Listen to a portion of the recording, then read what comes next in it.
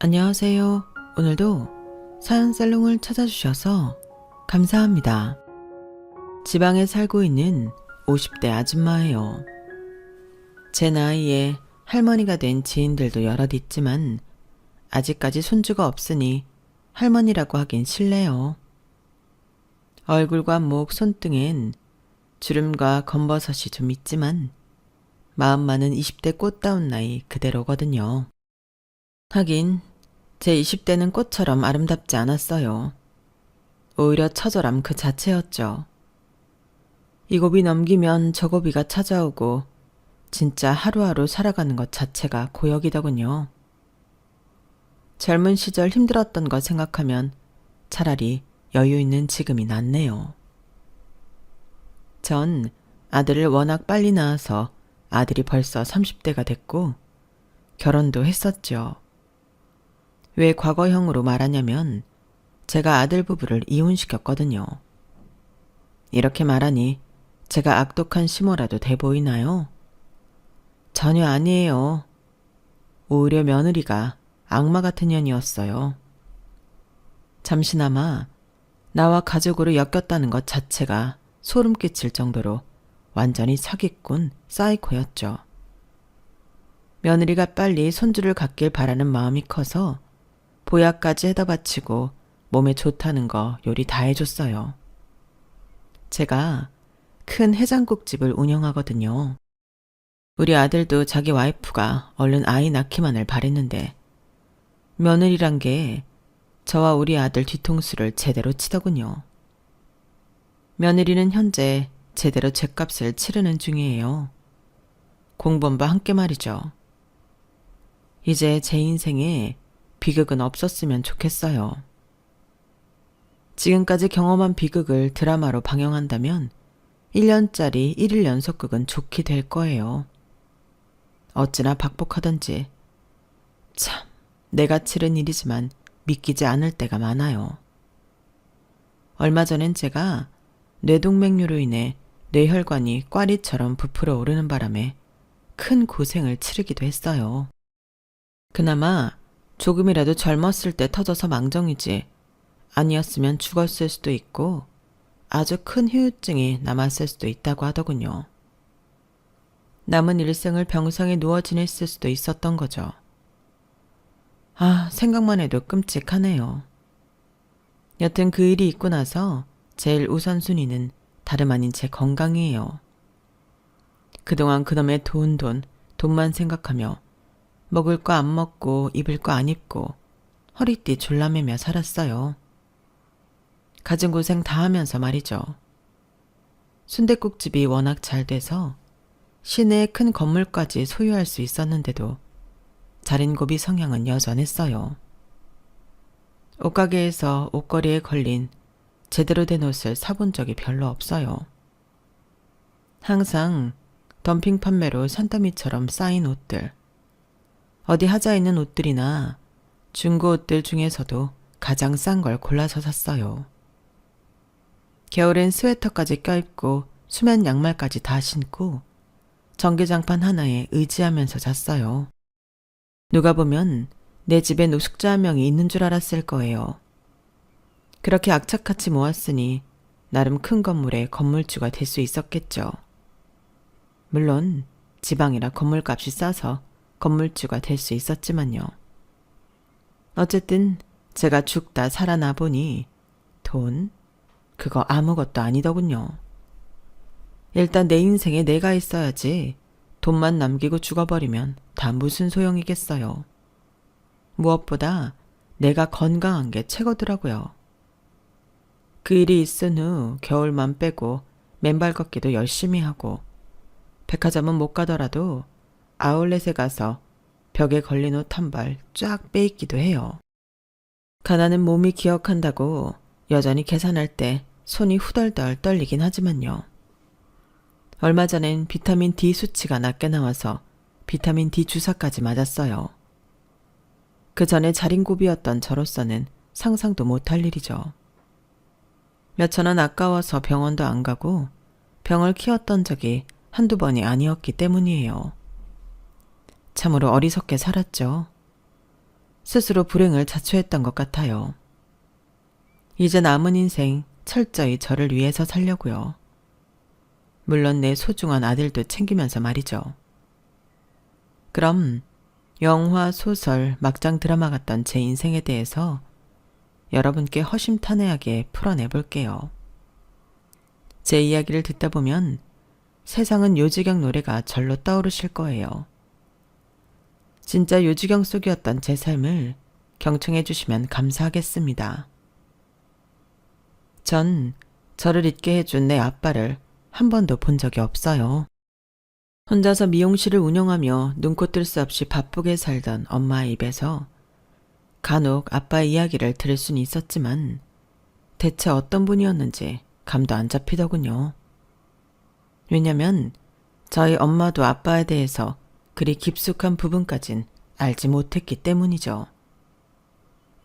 네 아빠는 갑작스런 바람 같은 사람이었어. 어느 순간 우리 미용실에 찾아왔고 청춘 남녀가 정분이 나서 바로 임신이 돼버렸지. 엄마는 장녀로서 외가를 책임져야 한다는 생각에 밥 먹을 시간도 없을 정도로 늘 바빴기 때문에 내가 생리를 했는지 배가 나오는지조차 모르고 있었어. 임신 중기나 돼서 널 가진 사실을 알아차렸지 뭐니. 그때 네 아빠에게 이 사실을 알렸더니 그 다음부턴 연락 두절이더구나. 그렇게 바람과 함께 사라졌지 뭐냐. 참 매정하고 무심한 남자지. 얼굴이 완전 탤런트처럼 멋지길래 홀딱 빠져서 임신까지 했건만 연락 두절이라니. 어쨌든 덕분에 너무 예쁜 우리 딸 성자가 태어났으니 그까짓 아빠는 잊고 우리 둘이 행복하게 살자꾸나. 알았지? 그렇게 우리 엄마는 정말 긍정적이고 성실한 사람이었어요. 아빠가 어떻게 생겼는지 알 길이 없으니 제가 늘씬한 미인이었던 우리 엄마를 닮은 게 참 좋았죠. 엄마와는 정말 친구처럼 잘 지냈어요. 늘 바쁜 엄마를 위해 열심히 공부해서 우수한 성적표를 보여드리는 게 저의 낙이자 엄마의 낙이었어요. 중학교 3학년인 어느 날 중간고사를 마치고 만족스러운 성적표를 갖고 엄마의 좁디 좁은 미용실로 찾아갔어요. 엄마, 나 반에서 2등 했어요. 1등은 아니지만 그래도 선생님이 칭찬 많이 해주셨어요. 야, 우리 딸 2등을 했다고? 아이고야, 엄마가 뭐 해준 것도 없는데 2등이나 하고. 우리 딸 천재 아냐? 오늘 엄마가 미용실 일찍 문 닫고 시장에서 통닭 사갖고 갈게. 우리 둘이 파티하자꾸나. 전 진짜 오랜만에 먹는 통닭을 기대하며 집에서 엄마를 기다리고 있었어요. 그때 전화 한 통이 걸려오더군요. 그 전화를 받고는 바로 주저앉아 버렸어요. 얼마나 놀랐으면 16살인 제가 바지에 오줌을 싸버렸을까요?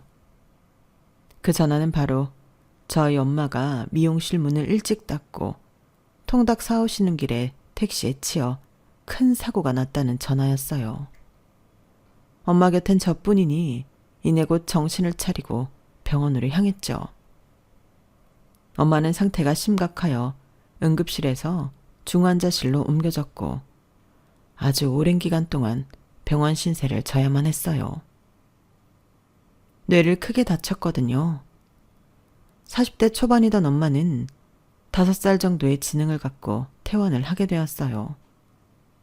전 졸지에 5살 아이 같은 엄마의 보호자가 되어야 했죠. 학교고 뭐고 때려치우고 일단 병원비를 해결해야 했어요. 요즘은 건강보험 시스템이 잘 돼서 그래도 병원비가 엄청나게 들어가진 않더라고요. 그런데 한 40여 년 전만 해도 병원비가 진짜 비쌌어요. 게다가 엄마는 중환자실과 일반 병동에서도 오래 있었으니 병원비가 어마어마했죠. 엄마가 운영하던 미용실을 정리해서 그 보증금으로 일정 부분 충당했어요. 그리고도 아직 모자라서 엄마와 함께 살던 전셋집을 처분하여 지하 단칸방 월세집으로 옮기고 그 보증금도 병원비로 다 쏟아 부었어요. 지금 생각해도 참 야무지게 처리했던 것 같아요. 어린 나이에 말이죠. 이제부터 집에서 엄마를 돌봐야 하는 생활이 시작되었어요. 공부를 꽤 잘했던 제가 학업도 다 포기하면서 엄마의 기저귀 수발까지 들어야 했던 상황이었지만 마냥 힘들지만은 않았어요.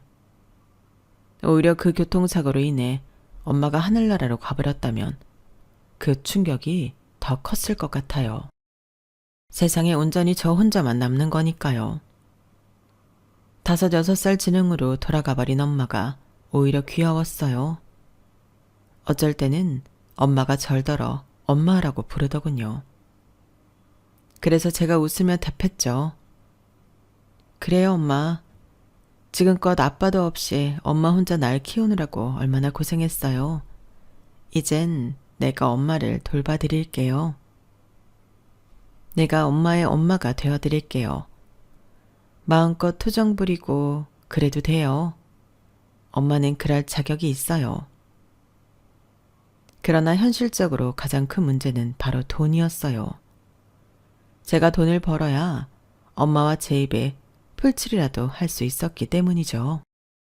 엄마는 자꾸만 밖으로 나가려고 했고 엄마를 봐줄 사람이 없으니 방에 먹을 것과 요강을 준비해 놓고는 밖에서 문을 잠그고 전 떡볶이집에서 알바를 했어요.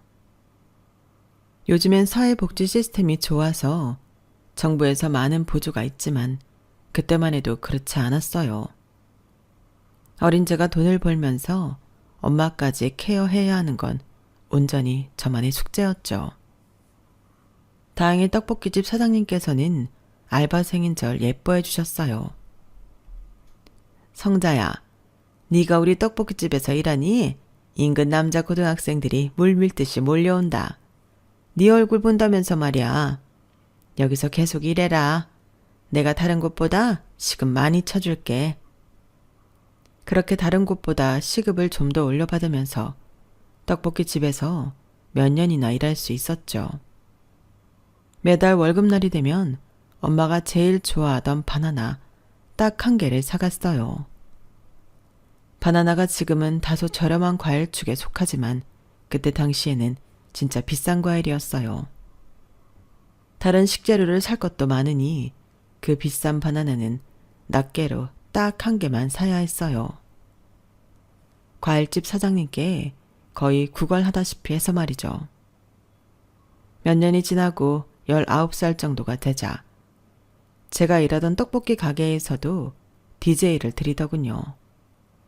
한창 DJ가 핫하던 시절이었거든요.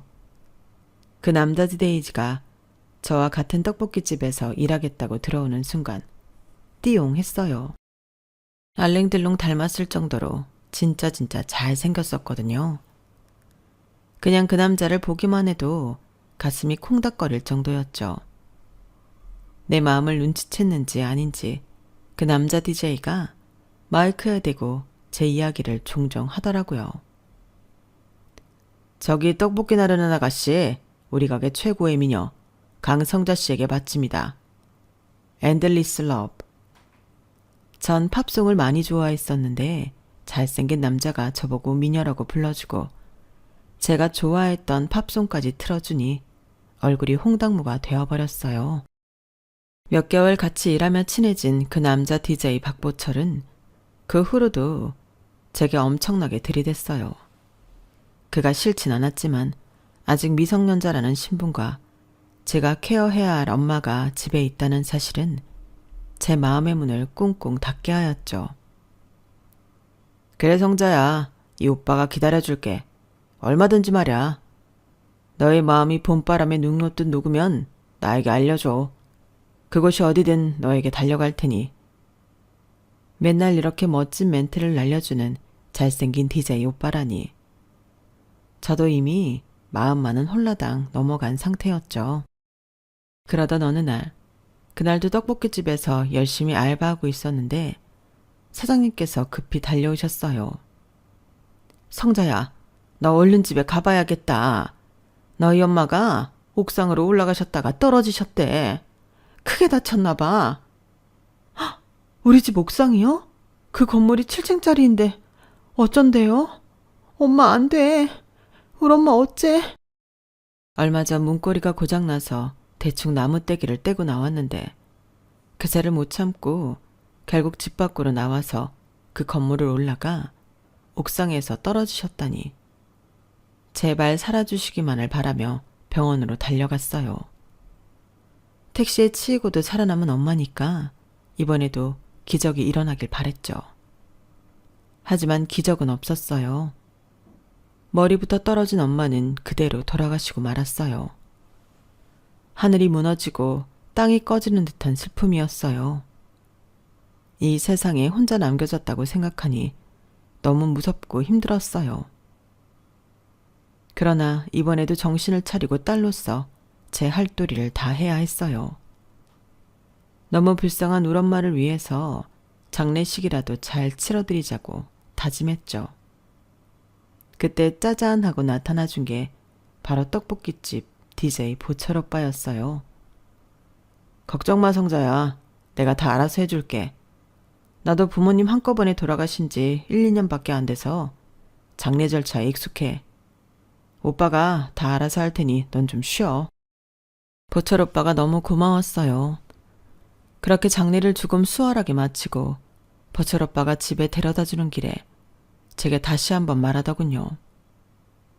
성자야, 너나 나나 가족 없긴 마찬가지인 마당에 우리 같이 사는 게 어때? 너도 나 좋아하잖아. 나도 널 처음 보는 순간부터 좋아해왔어. 이제 20살 되기까지 몇 달 남지도 않았는데 그런 게 다 무슨 소용이야? 외로운 사람끼리 서로 의지하면서 잘 살아보자. 아이도 낳고 행복한 가정 꾸리면서 말이야. 나한테 기대도 좋아. 평생 날 의지해도 좋다고. 그 말을 듣는데 엄마 장례식장에서보다 더 크게 울음이 터지더군요. 보철 오빠를 붙잡고 오열하다시피 한참을 울었네요. 그 후로 우린 혼인신고서에 바로 도장 찍고 같이 살았어요.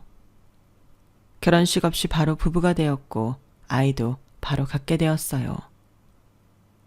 실가락지 하나 없이 결혼한 게 아쉽다며 남편은 임신 축하 선물로 제게 루비 반지 하나를 선물해 줬어요. 비록 빨간색 루비는 가짜였지만 반지 본체는 14K라며 의기양양해 하더군요. 자, 성자야, 그 안에 봐라. 네가 좋아하는 영어로 SJ 써있는 거 봤지? 나 진짜 로맨틱한 남편 아니니? 고마워 여보. 우리 아이 낳아서 예쁘게 키우자. 그해 겨울 너무 예쁜 우리 아들 성민이가 태어났죠. 그러나 성민이는 선천적으로 몸이 아주 약하게 태어나서 제가 일을 하지 못하고 집에서 아이를 돌봐야 했어요. 그렇게 3년 정도가 지나고 남편은 더 이상 떡볶이집 DJ 일만으로 돈 버는데 한계가 있다고 하더군요. 그러면서 갑자기 폭탄 선언을 했어요. 성민 엄마, 나 해외건설 노동자 해볼래. 거기 나가면 한국서 일하는 것보다 돈 훨씬 많이 번대. 내가 돈 붙여줄 테니 성민이 키우면서 잘 살아봐. 몇 년 있다 올지는 모르겠어. 뭐요? 갑자기 해외로 나간다고요? 당신 건설 일 한 번도 해본 적 없잖아요. 할 수 있겠어요? 위험하진 않을까? 뭐 얼마나 위험하겠어? 다만 거기 가서 정착 비용도 있고 한동안은 돈을 못 붙여줄지도 모르니 일단 알아서 자급자족 하고 있어봐. 알았지? 남편은 결혼하고부터도 집에 돈을 많이 가져다 주진 않는 편이었어요. 아이 병원 다니고 하느라 돈이 좀 들어가서 제가 인형 눈깔 붙이기부터 재택으로 할 수 있는 일은 모조리 하면서 아이를 키웠어요. 다 돈을 많이 벌 수 있는 일이 아닌 단순 노동이었으니 잠을 줄여가며 일할 수밖에 없었어요. 남편이 생활비를 너무 조금 줬기 때문에 거기에 기댈 수만은 없었죠. 어쨌든 남편이 일하러 해외로 나간다 하니 3살박이 우리 아들 성민이와 함께 남편 배웅을 나가려 했어요. 그런데 남편은 한사코 거절하더군요. 괜히 나오지 마. 다 큰 어른이 비행기 못 타고 갈까봐 나오는 거야? 됐어. 그냥 성민이랑 집에 있어. 그런데 말이 겨우 트인 성민이가 나도를 연발하는 바람에 남편을 따라 공항 앞까지만 갔어요. 남편은 공항 문 앞에서 한사코 얼른 집에 가라며 떠밀더군요. 그렇게 남편과 빠이빠이를 하고 아들 손을 잡고 공항을 빠져나오는데 한창 공항 이용객들이 많을 때였는지 정말 많은 인파가 모여들더군요. 너무나 많은 사람들 속에서 남편을 떠나보낸 슬픔과 아쉬움의 눈물을 주르르 흘리며 아이를 데리고 나오는데 정말 한순간에 우리 아들이 제 손을 놓더니 어디론가 다다다 뛰어가 버리더군요. 사람은 많은데 가뜩이나 키가 작아 잘 보이지 않는 아이가 뛰어가 버리니 순식간에 아이의 행방을 놓쳐버리고 말았어요. 성민아, 어디로 간 거야? 우리 아들 대체 어디 있는 거야? 전 공항 경비원으로 보이는 사람을 붙잡고 오열하며 사정했어요. 선생님, 우리 아들이 없어졌어요. 3살밖에 아이가 없어졌어요. 이 공항 폐쇄해 주시면 안 될까요? 우리 아들 다른 데 못 가게 말이죠. 네? 그 경비원은 공항을 폐쇄해달라는 저의 요청에 어이없어 하면서도 아이를 찾아보겠다고 하더군요. 공항 관계자들이 나서서 방송도 하고 백방으로 뛰어다니며 찾아봤지만 우리 성민이는 보이지 않았어요. 비행기가 한 대 두 대 뜰 때마다 혹시 우리 성민이가 저 비행기에 타버린 건 아닐까 두려웠죠. 지나가는 관계자들을 마구 붙잡고 물었어요. 하지만 그들의 대답은 별 소득이 없었죠. 아주머니, 진정하세요. 비행기는 탑승객 신원 조회를 철저히 해서 태우니 아드님은 공항에 남아있을 거예요. 다시 사사시 뒤져보세요. 찾을 수 있을 거예요. 아무리 샅샅이 뒤지고 경찰까지 출동해서 찾아봤지만 우리 성민이를 찾을 수는 없었어요. 내 남편이 곁에 있었다면 그래도 불안이 좀 덜한 상태에서 아이를 찾아볼 수 있었을 텐데 남편까지 해외에 나간 상황이니 저 혼자 완전히 멘붕 상태였어요. 반 미친 사람이었죠. 아이를 그렇게 허무하게 잃어버린 상태에서 남편의 연락을 기다렸지만 해외로 일하러 나간 남편은 무심하게도 일주일이 지나도록 전화 한 통 없었어요. 그러다 가까스로 연락이 닿은 남편에게 그간의 사정을 다 말했어요. 남편은 당연히 고래고래 소리를 질렀죠. 이 미친 여편네야. 하나뿐인 아들을 잃어버려? 차라리 나가 되져라 되져. 얼른 우리 성민이 찾지 않고 뭐하고 있는 거야? 자기야, 다시 한국으로 와주면 안 될까? 지금 돈 버는 게 문제가 아니야. 우리 아들 찾아야지. 열받아. 이 바보 천치야. 네가 우리 성민이 애미 맞냐? 애가 여러 명도 아니고 한 명뿐인데 애를 잃어버리는 게 말이 되냐고. 됐어. 너 같은 여편네 지옥에나 가버려라. 남편은 그렇게 온갖 거친 말만 쏟아내고는 저와의 연락을 끊어버렸어요. 그 후로도 남편의 소식을 들을 길이 없었죠. 남편이랑은 이혼만 안 했지 거의 남이나 다름없었어요. 전 미친 여자처럼 우리 성민이를 사방팔방으로 찾으러 다녔지만 다 실패하고 말았어요. 그렇게 반거지꼴로 생활하던 5년여의 세월이 흐르고 갑자기 집으로 어떤 여자가 찾아왔어요. 박보철 씨 부인 맞죠? 여기 박보철 씨 명의로 된 전셋집 맞고요. 네. 그런데 누구시죠? 남편 지금 집에 없는데요. 당연히 없겠죠. 댁의 남편 박보철 씨 엊그제 외국에서 죽었어요. 난 돈이라도 좀 남기고 죽었나 했더니 돈 한 푼 없는 사람이더만요. 전 머리통을 얻어맞은 듯이 정신이 혼미해졌어요. 내 남편이 죽다니 무슨 말이에요?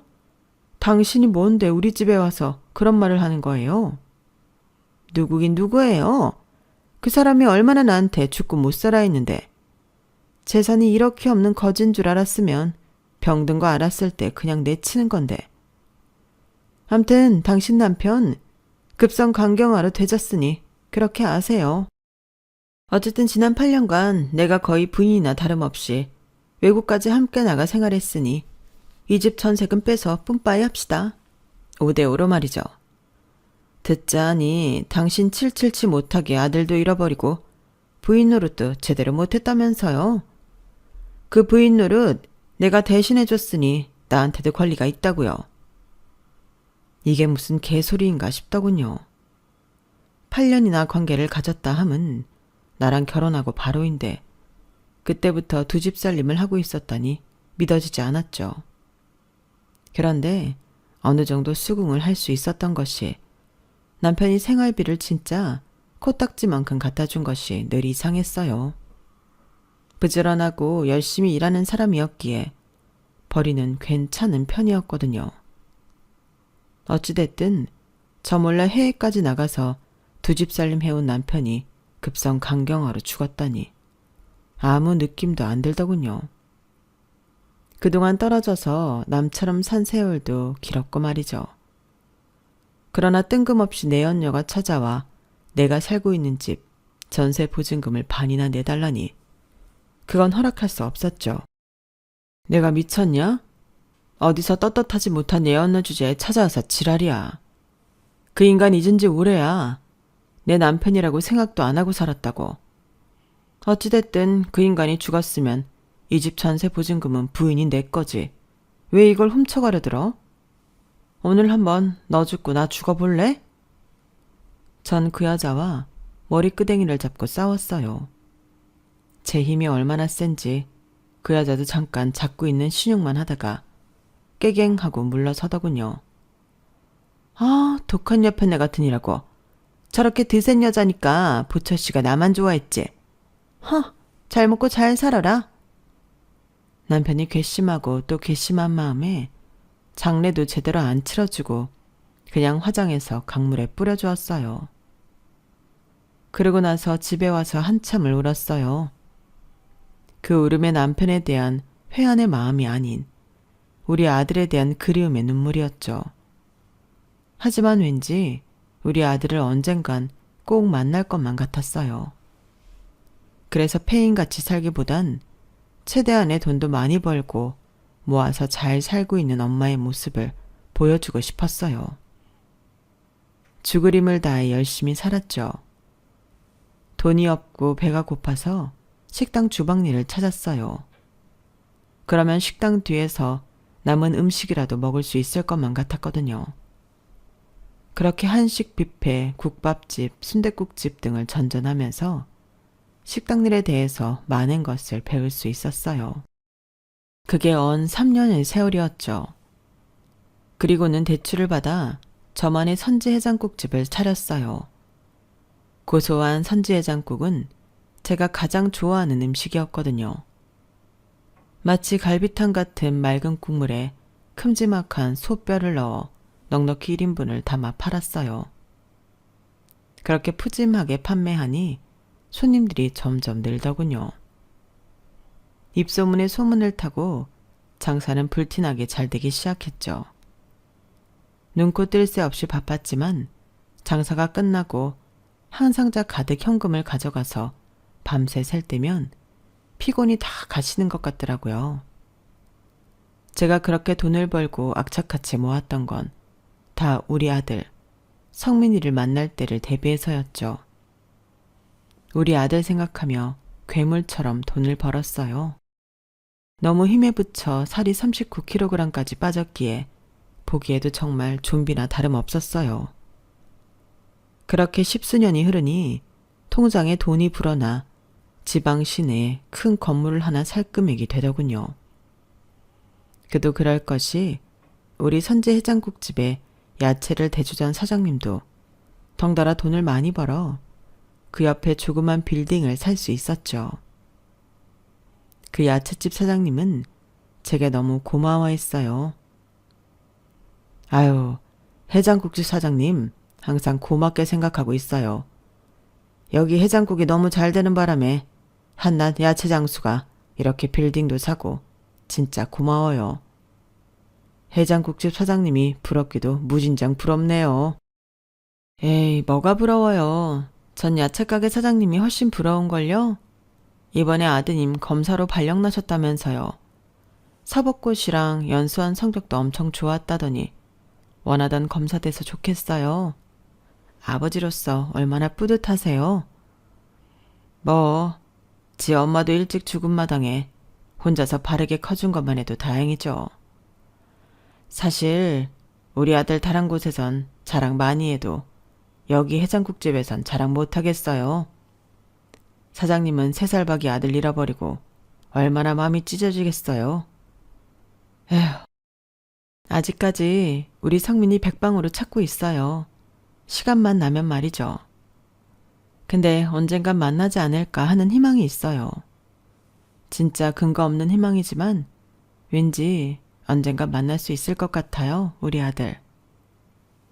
진짜 저는 해장국집이 잘 되면서부터 종업원도 많이 쓰고 제 개인적인 시간이 날 때면 무조건 우리 아들 찾는데 혈안이 돼 있었어요.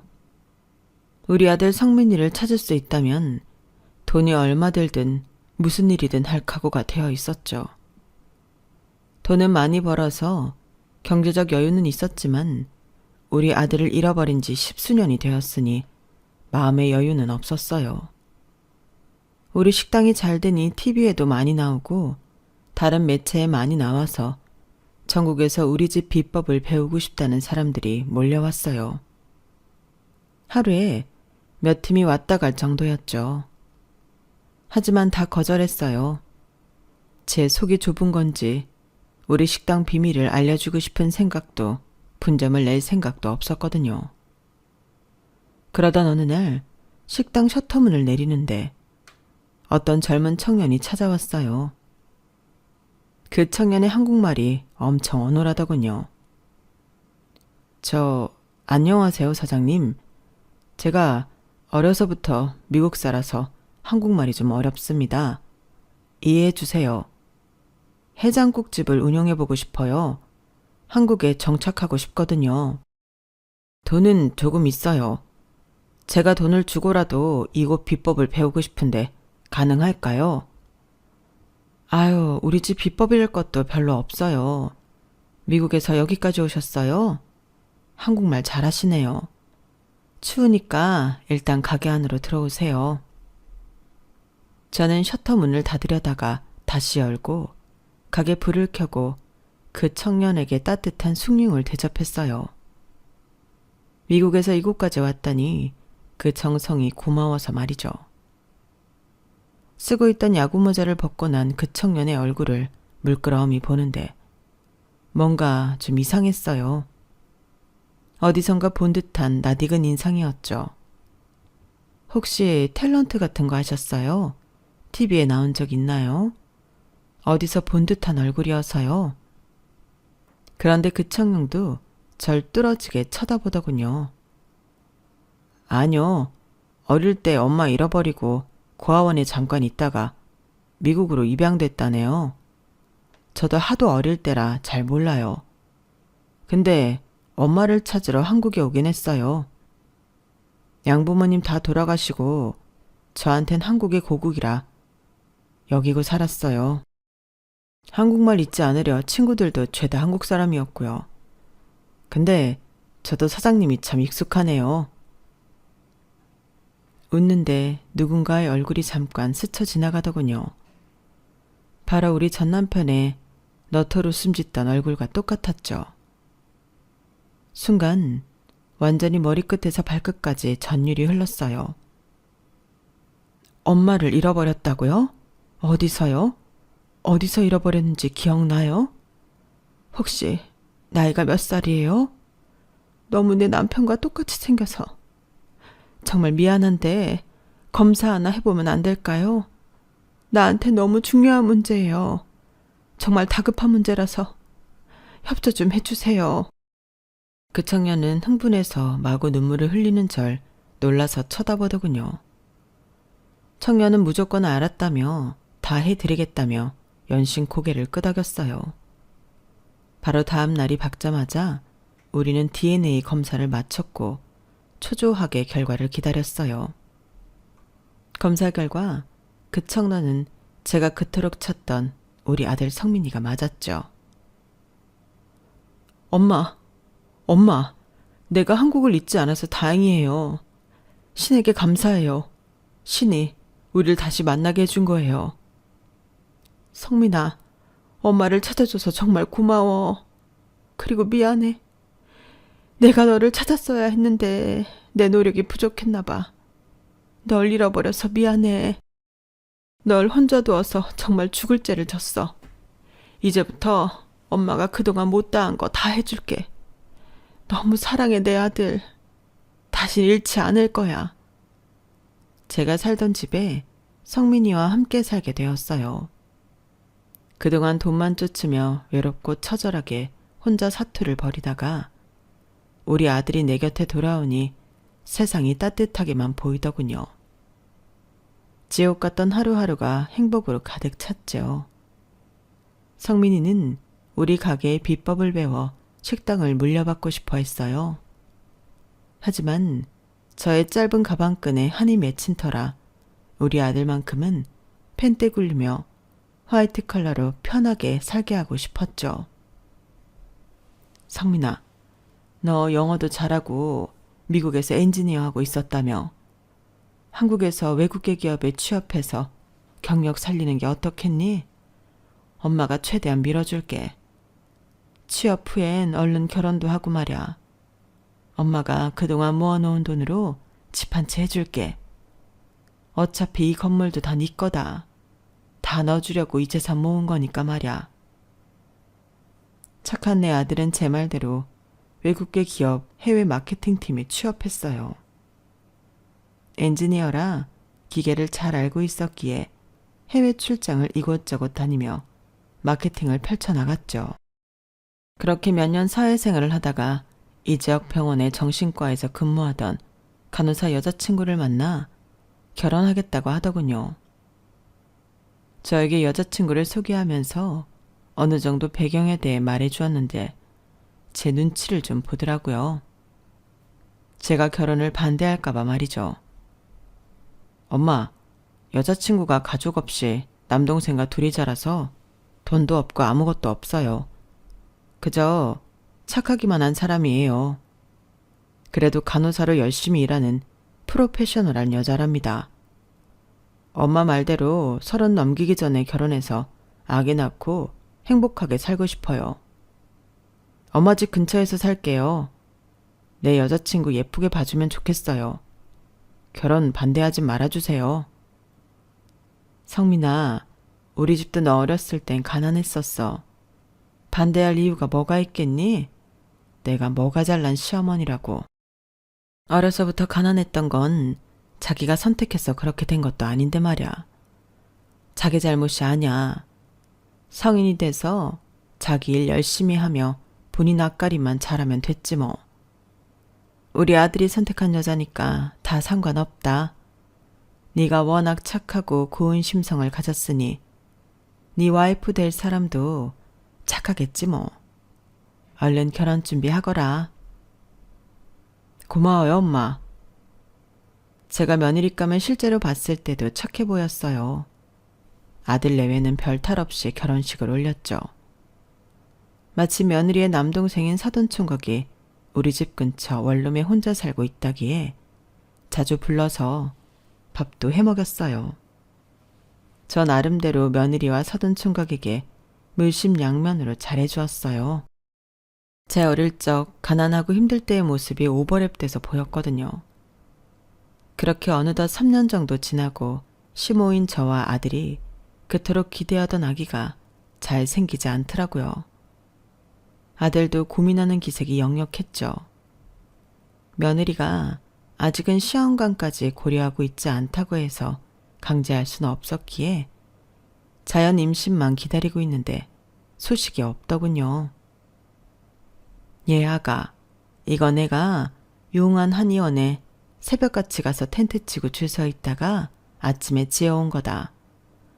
여기 너무 유명해서 약 지어 먹기도 힘드니까 꼭 잘 챙겨 먹도록 해라. 그리고 혹시나 간호사 생활이 힘들어서 애가 안 생길 수도 있으니 이제 일도 그만두도록 해. 집에서 마음 편히 쉬면서 임신에만 전념하도록 하라고. 알았지? 예. 드디어 일 안 해도 되는 거예요? 감사합니다, 어머님. 안 그래도 언제 일 그만둘까 기회만 보고 있었는데. 그럼 저희 카드값 모자르면 어머님이 좀 보태주실 거죠? 퇴사하라는 말에 너무 기뻐하길래 좀 놀랐어요. 안 그래도 생활비를 현금으로 많이 보조해주고 있다고 생각했는데 카드값도 보태달라니 좀 떨떠름하더군요. 일단 뭐 알겠다고 했죠. 며느리가 마음 편히 쉬면서 아이 갖는 게 우선이라 생각했거든요. 며느리한텐 마음 편히 몸 편히 있으라 했으면서 정작 저는 여전히 바쁘게 일하며 살고 있었어요. 그러다가 사단이 나고 말았죠. 선지해장국집에서 새벽부터 일하다가 뇌동맥류가 터져버린 거예요. 그 뒤로는 기억이 없었어요. 후에 의사로부터 들으니 선천적으로 뇌동맥류가 있었는데 지금껏 버틴 게 용한 거라더군요. 정신 차려보니 며느리가 있었어요. 어머님, 그이는 또 출장 갔어요. 너무 중요한 출장이라 빠질 수 없다면서 말이죠. 이번엔 좀 장기 출장 갈 것 같아요. 이따가 전화 올 거예요. 그런데 아까부터 어머님 이상한 소리 하시던데? 그거 기억하세요? 뭐? 내가 뭘 했는데? 지금이 몇 년도냐니까 1999년도라고 하질 않나. 성민 씨가 아직 3살이라고 하질 않나. 이상한 소리를 하시더라고요. 혹시 치매나 뭐 기억상실 이런 건가 해서 의사한테 검사 의뢰했어요, 일단. 뇌 수술 받은 지 얼마 안 된 터라 기억이 오락가락했어요. 하지만 주치의의 말에 의하면 치매나 기억상실 따윈 아닌 게 확실하다더군요. 일시적인 기억장애일 거예요. 금방 정상으로 돌아오실 겁니다. 일단 뇌혈관이 터졌는데 그래도 나이가 젊은 편이니 이렇게 몸 성한 채로 깨어나신 거지. 큰 후유증 갖고 살아계시는 분들이 많은데 천만 다행입니다. 너무 감사한 일이었어요. 혹여나 예전 우리 친정엄마처럼 정신적인 문제나 거동상의 장애가 생겨버리면 내 자식은 우리 성민이에게 짐이 될 수 있었기 때문이었죠. 기적처럼 다시 만난 내 아들에게 부담이 되긴 싫었어요. 그런데 어쩐 일인지 입원한 후로 뭔가 이상한 일이 재빠르게 진행되고 있다는 느낌을 받았어요. 아직 낫지도 않은 것 같은데 며느리는 서둘러 퇴원 수속을 밟더군요. 그렇게 집에 왔는데 며느리가 저 몰래 우리 아들과 전화 통화하는 내용을 들었어요. 여보, 어머님 아무래도 치매신 것 같아. 당신이 외국에 이번 달 내내 있어야 하니 내가 절차 밟아서 병원으로 모실게요. 내가 정신병원 간호사로 오래 있었잖아. 다 알아서 할 테니 걱정 말아요. 저는 정신이 번쩍 들었어요. 나름 착하다고 여겼던 며느리가 절 병원에 감금하려 하다니. 힘도 없는 제가 며느리 손에 이끌려 정신병동에 갇힐 수도 있다는 생각이 들자 도망쳐야겠더군요. 얼른 핸드폰이랑 현금 몇 푼만 챙겨서 택시를 잡아 타고 달아났어요. 기사님, 최대한 멀리 가주세요. 택시 안에서 제 핸드폰으로 아들에게 연락하려 했어요. 난 미치지 않았다. 네 와이프가 날 정신병동에 가두려 하는 거다. 라고 말하려 했죠. 핸드폰을 켰더니 제 폰이 아니더군요. 하도 정신이 없어서 며느리 폰을 갖고 나온 거였어요. 비번도 안 돼 있길래 며느리 폰 내용을 살펴보게 됐어요. 그 내용은 가히 충격적이었죠. 어떤 외간 남자와 사랑의 말을 속삭이면서도 치밀하게 사기칠 계획을 짜더군요. 그 인간의 카톡 프로필 사진을 보는 순간 더 큰 충격을 받았죠. 저에게 남동생이라고 소개했던 사돈총각이었어요. 어쩐지 남매간에 닮은 구석이 없더라니 내연관계였나 보더군요. 그들 간의 톡을 보니 깜빵을 가고도 남을 내용이었죠. 자기야, 자기도 이미 돈 싹 다 걷어놨지? 나도 주변 사람들에게 사기쳐서 돈 다 걷어놨고 남편이랑 시모가 빠른 시일 내에 갚아줄 거라 안심시켜놨어. 이 돈 갖고 얼른 우리 따뜻한 동남아로 튀어서 떵떵거리며 살자. 나 지금 남편과 사이에서 애 안 낳으려고 무진장했었어. 시모가 해준 보약 다 버리고 피임약도 먹으면서 말야. 난 자기 애를 낳고 싶어. 내가 사랑하는 사람은 오직 자기뿐이니까. 그럼 이따 만나. 시모 정신병원에 두고 자기 원룸으로 갈게. 전 택시기사한테 말했어요. 기사님, 여기서 최대한 가까운 경찰서로 가주세요. 경찰서에 도착하기 전 며느리 폰으로 우리 해장국집 야채 대주는 사장님한테 전화를 걸었어요. 워낙 오래 거래하던 분이라 전화번호가 기억나더군요. 그 사장님 아들이 검사라고 했으니 제게 도움을 줄 수 있을 것 같았거든요. 자초지종을 설명하고 제발 도움을 달라며 간청했어요. 아니, 며느리 그 여자가 해장국집 사장님한테 그런 몹쓸 짓을 하려고 했단 말이에요. 우리 아들의 모든 인맥 동원해서 최대한 도움 줄게요. 걱정 마세요, 사장님. 경찰이든 검찰이든 이 며느리와 동생이라고 속인 그 내연념을 깜빵에 쳐넣기 위해 어떤 도움이든 받고자 했어요. 지금도 그 절차를 진행 중이고요. 아마 그 둘은 곧 징역형을 살게 될 것 같습니다. 당시 모든 사실을 알게 된 아들은 혼비백산에서 바로 귀국했어요. 엄마, 죄송해요. 너무 미안해요.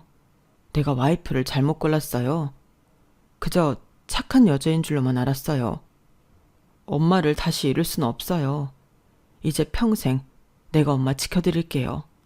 세상 사람 아무도 안 믿을 거예요. 우리 모자는 껴안고 펑펑 울었죠. 그 못된 며느리년과 내연남 때문에 내 아들이 이혼남이 된 것에 분하고 또 분하더군요. 이젠 시간이 어느 정도 지나서 조금이나마 가라앉네요. 얼마 전까지만 해도 신경안정제와 수면제 없으면 잠도 못 이뤘는데 아들 덕분에 다시금 일상으로 되돌아올 수 있었네요. 역시 혈육이 최고인가 봅니다. 이제 다른 사람 말은 아무것도 믿을 수가 없게 됐네요. 이렇게 뒤통수를 제대로 맞고 나니 사람에 대한 신뢰가 무너졌거든요. 그래도 그 나쁜 연놈들을 콩밥 먹일 수 있게 됐다니 기분이 좀 낫네요. 사필 기정이죠 뭐. 에휴, 저 참으로 기구한 인생을 살아왔죠. 이젠 그렇게 큰일은 다시 안 일어났으면 좋겠습니다. 지금까지 경청해 주셔서 감사해요. 너무 고마운 맘에 제가 여러분의 행복도 많이 많이 기원해 드리겠습니다. 부디 제 앞으로의 인생에도 행운을 빌어주세요. 여러분, 사연 댓글에 응원과 현명한 조언 부탁드려요. 좋아요와 구독은 저에게 큰 힘이 됩니다. 오늘도 좋은 일 가득하세요.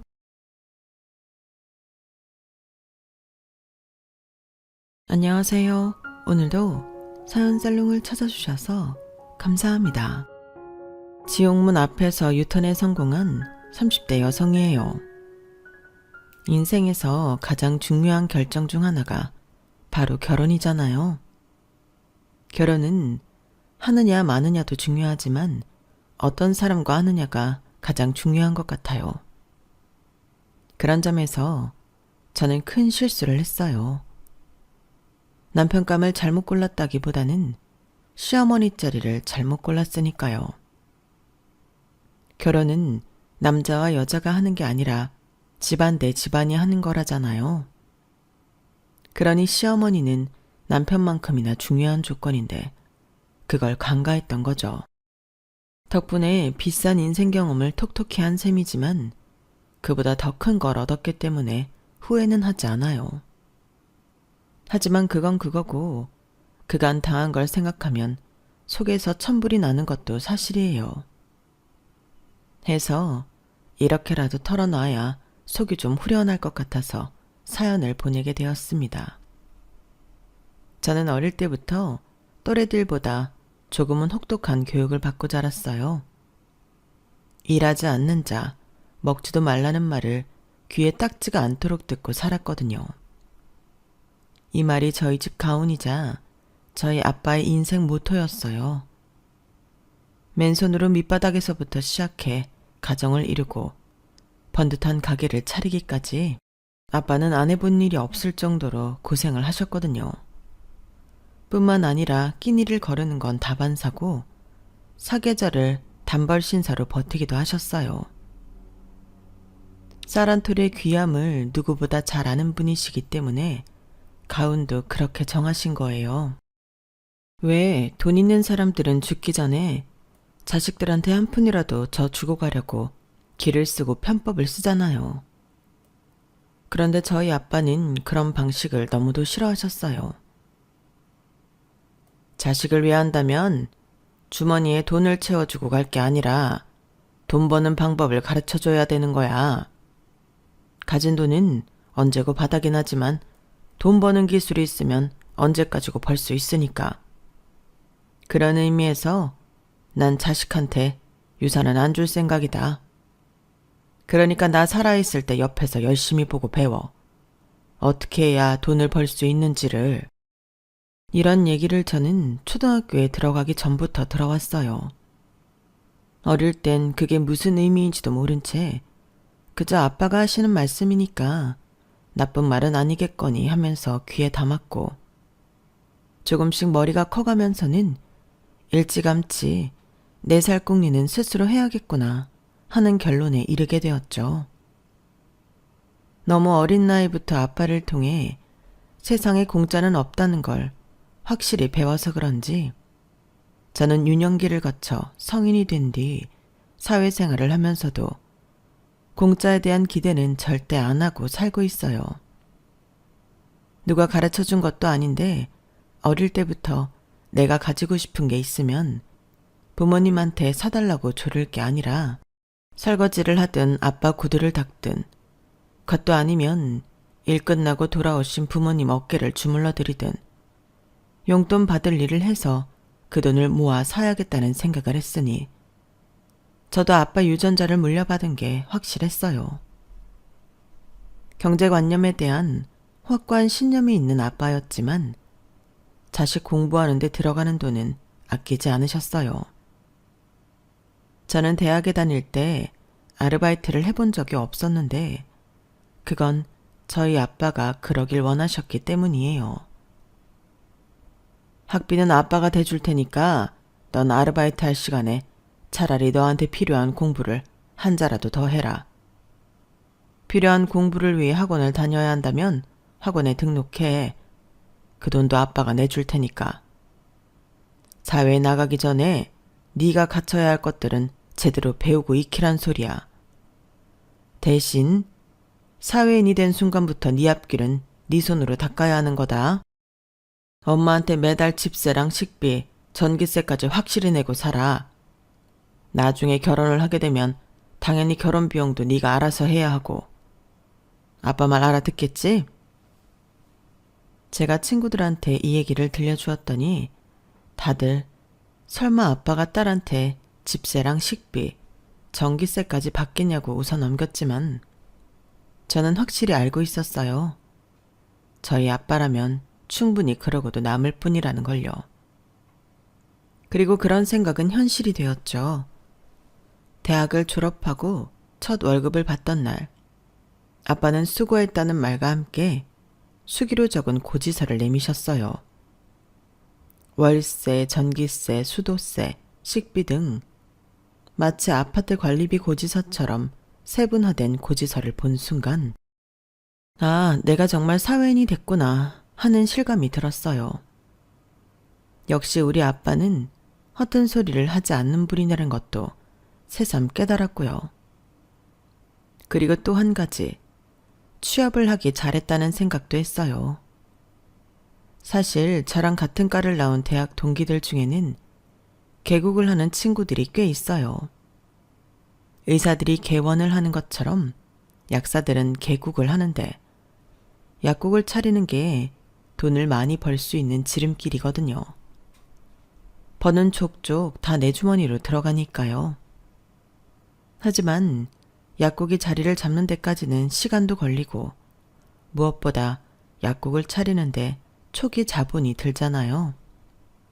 그래서 저는 바로 개국을 포기하고 제약사에 취직을 했어요. 제가 대학을 졸업하면 아빠가 바로 생활비 청구서를 내밀 것 같다는 불안함에서 했던 결정이었는데 역시나 적중했더라고요. 일단은 회사를 다니면서 돈을 모으고 자금이 어느 정도 만들어진 후에 개국을 하자 생각했거든요. 제약사에 다니면서 쉬는 날엔 동기가 아는 약국에서 아르바이트를 하기도 했는데 약사들 시급이 좀 센 편이라서 부업으로 버는 돈이 꽤 쏠쏠했어요. 그렇게 번 돈으로 집에 생활비를 내고 제 용돈과 차비, 식비 등을 충당할 수 있었으니까요. 회사 월급은 고스란히 적금을 들 수 있으니 얼마나 좋아요. 비록 쉬는 날 없이 회사와 약국을 오가는 몸이 건조한 인생이지만 어릴 때부터 아빠를 통해 게으름은 죄악이라고 배워온 덕에 오히려 집에서 쉬는 게 불편한 제게는 딱 맞는 생활 패턴인 셈이었죠. 그렇게 한 2년 쏠쏠하게 돈을 모으며 살았는데 약국 주인인 동기가 결혼을 하면서 수원으로 이사를 하게 된 거예요. 약국도 집 근처로 이전을 하게 되었고요. 그러다 보니 더 이상 동기네 약국에서 주말 알바를 할 수 없게 되었어요. 월급은 몽땅 고정적으로 정기적금으로 나가는 상황이라 당장 생활비 낼 돈과 내가 쓸 돈조차 없어져서 막막하더라고요. 평소엔 그렇게 많던 약국 알바자리도 하필 그때는 한 군데도 없더라고요. 그래서 적금을 깨야 하나 고민을 했는데 엄마가 그러시더라고요. 정 그러면 주말에 가게 나와서 일해. 이번 주부터는 네 외숙모도 못 나온다고 하니까. 정말? 그럼 그렇게 해야겠다. 홀서빙 일당이 얼마나 되나? 주말이면 돈 좀 더 얹어주겠지? 근데 외숙모는 왜 일 그만둔대? 외삼촌 취직했대? 참, 말하기도 입 아파. 잘난 네 아빠한테 물어봐. 남한테는 집도 공짜로 내주고 밥도 공짜 밥 먹이면서 하나밖에 없는 처남한테는 남보다도 못하지. 이런 인간이랑 살고 있는 나도 참 한심하다. 뭔 일인지는 잘 모르겠지만 단단히 맺힌 게 있는 것 같은 엄마는 선반 위에 있던 애꿎은 그릇을 죄다 끄집어내서 설거지를 하셨어요. 엄마가 화가 났을 때 주로 하는 행동이었기 때문에 이유는 몰라도 아빠랑 한판 하셨다는 건 알 수 있었어요. 홀서빙 알바일도 그렇고 엄마가 왜 화가 났는지도 알아볼 겸 아빠가 하시는 고깃집으로 갔어요. 점심시간이 지난 시각이라 식당 식구들이 홀에 앉아 다 같이 점심을 먹고 있더라고요. 아빠는 불판에 양념한 짜투리 고기를 잔뜩 올려 지글지글 굽어선 직원들 앞접시에 일일이 놔주고 계셨어요. 저희 가게는 정육부장을 따로 안 두고 사장인 아빠가 직접 고기를 만지시는데 갈비감을 뜨고 난 짜투리는 항상 모아서 직원들 식사 시간에 구워 먹이곤 하셨어요. 비록 상품성은 떨어져도 싱싱하고 맛도 훌륭한 고기라서 직원들도 아빠가 구워주는 고기를 다들 좋아했죠. 많이들 먹어. 힘쓰는 사람들은 자고로 지방이랑 단백질을 많이 먹어야 되는 거야. 양념에 잔뜩 재워뒀으니까 필요한 사람은 퇴근할 때 퍼가고. 다들 상추쌈을 사서 열심히 먹는 가운데 유독 눈에 띄는 어린 친구들이 있었어요. 아빠는 그 친구들 앞접시엔 특히 더 고기를 잔뜩 쌓아주시더군요. 대개 고깃집 서빙은 아주머니들을 주로 고용하는데 저희 가게는 유독 젊은 친구들이 많이 보였어요.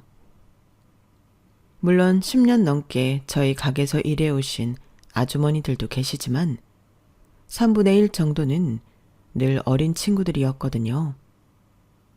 그동안 말은 안 했지만 저는 속으로 어린 친구들이 일당이 싸서 쓰는 게 아닌가 생각했었는데 그날 그 비밀을 알게 된 거예요.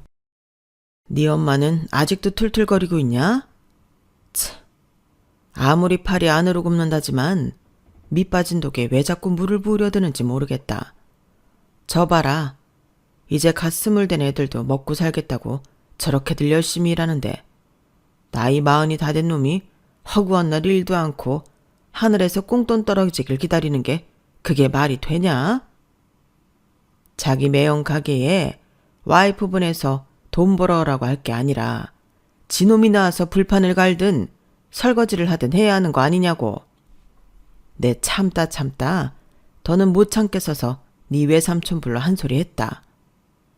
누나 통해서 사업자금 빌려달란 소리 하지 말고 정 돈 필요하면 외항선이라도 타라고. 그랬더니 네 엄마가 하나뿐인 처남한테 그런 소리 했다고 난리를 치지 않겠냐. 대학까지 나온 애를 외항선 타라고 하는 게 말이 되냐고. 나 원참 대학까지 나온 놈이 빌빌대고 방구석에 있는 건 괜찮고 외항선 타서 가족들 부양하라는 건 잘못이라는 게 뭔 말 같자는 소리냐고. 대학이 대수냐? 내 식구들이 굶어 죽을 판인데 네 엄마도 그렇고 네 외삼촌도 그렇고 정신 상태가 글러 먹었어. 내가 그 말했다고 네 외숙모도 더는 일 못하겠다고 앞치마 내던지고 가더라. 아주 부부가 똑같아. 내 다시는 그 인간들 안 받아줄 거다. 네 엄마가 싹싹 빌어도 절대 안 받아줘. 사실 처음부터 저희 아빠와 외삼촌 차이가 안 좋았던 건 아니었어요. 오히려 그 반대였죠. 엄마랑 아빠 사이에서 다리를 놔준 것도 외삼촌이었으니까요. 막 결혼했을 무렵 마장동 정류점에서 일하던 저희 아빠는 어려운 살림에 외삼촌 대학 등록금까지 대주셨을 정도로 열심히 서포트를 하셨어요. 부모도 없이 친정 식구라곤 남동생 하나뿐이었던 엄마를 생각해 신혼집에 처남을 데리고 살면서 대학 공부까지 시켰으니 대단한 일을 하신 거였죠. 외삼촌도 그런 고마움을 알기에 졸업식 날에도 저희 아빠한테 학사모까지 씌워주며 은혜는 평생 잊지 않겠다고 했을 정도로 두 분 사이는 돈독했어요. 하지만 외삼촌이 대학을 졸업 후 대기업에 취직을 하고 돈을 벌기 시작하면서 두 분 사이에 틈이 생기고 말았어요. 외삼촌이 저희 아빠는 무시하기 시작했거든요. 거기다 돈 있는 집 여자를 만나 결혼을 하게 됐을 때 저희 아빠 가슴에 대못을 꼽았어요. 상견례를 앞두고 저희 아빠한테 해서는 안 될 말을 해버린 거였죠. 옛날로 치면 소 잡고 돼지 잡는 백정이나 다름없는 매형이 창피하다고 상견례 때 오지 말라고 한 거예요. 저희 아빠한테 직접 한 말은 아니고 저희 엄마한테 말을 했던 건데 하필 그걸 저희 아빠가 들어버리신 거죠. 시설에서 자라 부모 형제도 없었던 아빠는 친동생처럼 아꼈던 처남의 말에 큰 상처를 입었고 그날 이후 외삼촌과는 등을 지고 사셨어요. 결혼식에도 참석 안 하실 정도로 마음의 문을 굳게 닫으신 거죠. 그런 일이 있고도 외삼촌은 저희 아빠한테 사과조차 하지 않았어요. 처가덕에 회사를 차리고 승승장구했으니 눈에 보이는 게 없었던 거죠. 하지만 화무 11홍이라고 좋은 순간도 한때였던 거예요. 처가가 망하고 덩달아 외삼촌 회사도 자금난으로 부도가 나면서 길바닥에 나앉게 되었거든요. 그때 엄마가 아빠한테 울면서 매달려서 월세방을 하나 마련해 주었고, 외숙모는 아빠 가게에 나와 홀서빙을 하게 되었어요. 어떻게든 먹고 살아야 하니까요. 거기까지는 저희 아빠도 봐줬는데 틈만 나면 외삼촌이 저희 엄마를 시켜 사업 자금을 빌려달라고 하는 거예요. 당연히 저희 아빠한테는 씨알도 안 먹히는 소리였죠. 그런 상황이 몇 번 반복되다가 이번 일이 터진 거였죠. 사실 저는 이 모든 건 외삼촌 잘못이라고 생각해요. 제가 아빠 딸이라서 팔이 안으로 굽은 게 아니라 은혜도 모르고 어떻게든 남한테 기대서 살려고 하는 근성 자체가 글러먹었다고 생각하거든요. 도움도 자신이 스스로 일어서려고 노력하는 사람한테나 주는 거지, 떡하니 누워 입만 벌리고 있는 사람한테는 줄 필요가 없다고 생각하거든요. 저희 아빠 홀서빙으로 어린 친구들 쓰시는 것도 그와 같은 맥락이었어요. 알고 보니 그 친구들은 이제 막 시설에서 나온 아이들이더라고요. 정착금이라고 해봐야 몇백만 원이 다인데 그걸로 집 구하고 나면 당장 먹고 살 길이 막막한 아이들이었죠. 게다가 요즘 월세 보증금도 기본이 수천인데 서울에서 방 한 칸이나 구할 수 있겠어요? 아빠는 그런 아이들한테 아빠 소유의 빌라를 무상으로 내주셨어요. 같은 처지의 아이들이 모여 살면서 자립을 할 수 있을 때까지 지낼 수 있도록 말이죠. 일자리를 못 구한 아이들이나 대학에 다니면서 아르바이트가 필요한 아이들한테는 홀서빙 알바자리도 내주시고요. 가게에서 그날 팔고 남은 반찬도 통에 담아 아이들 손에 들려보내시고 짜투리 고기도 가서 구워 먹으라고 싸주시곤 했어요. 아빠도 시설에서 자라 그 아이들의 어려움을 잘 알고 계시기 때문에 특히 더 신경을 쓰시는 건데 그 모습을 보고 엄마는 엄마대로 서운하셨던 모양이에요. 남한테는 그렇게 잘하면서 자기 동생한테는 매정하게 대하니까요. 아무튼 저는 외숙모가 그만둔 자리에 들어가 주말마다 홀서빙을 했어요. 그러다 이듬해 약국에 주말 알바자리가 나서 그만두게 되었어요. 새로 주말 알바를 시작한 약국은 주택가에 있었는데 주변에 원룸을 비롯해 1인 가구가 많이 살아서 그런가 주말 손님이 평일보다 많은 곳이었어요. 아침에 출근해서 약국 문을 열고 청소를 시작하면서 손님을 받기 시작해서 끊이지 않고 손님을 받다 보면 금세 퇴근 시간이 되곤 했어요. 그렇다 보니 손님들 얼굴을 익힐 시간도 없었죠. 그런데 인연이 되려고 그랬는지 유독 한 사람 얼굴은 또렷이 기억나더라고요. 바로 제 결혼 상대가 된 남자였죠. 당시 얘랑은 근처 원룸에 살고 있었는데 가끔 약국에 와서 모기약이나 반창고 등을 가져갔어요. 그런데 올 때마다 얘랑한테서 좋은 냄새가 나는 거예요. 그래서 남편 얼굴은 똑똑히 기억하게 되었어요. 그러던 어느 날이었어요. 점심때쯤 됐는데 얘랑이 약국에 온 거예요. 상처에 바르는 연고를 달라고 하는데 평소처럼 그날도 좋은 냄새가 풍기더라고요.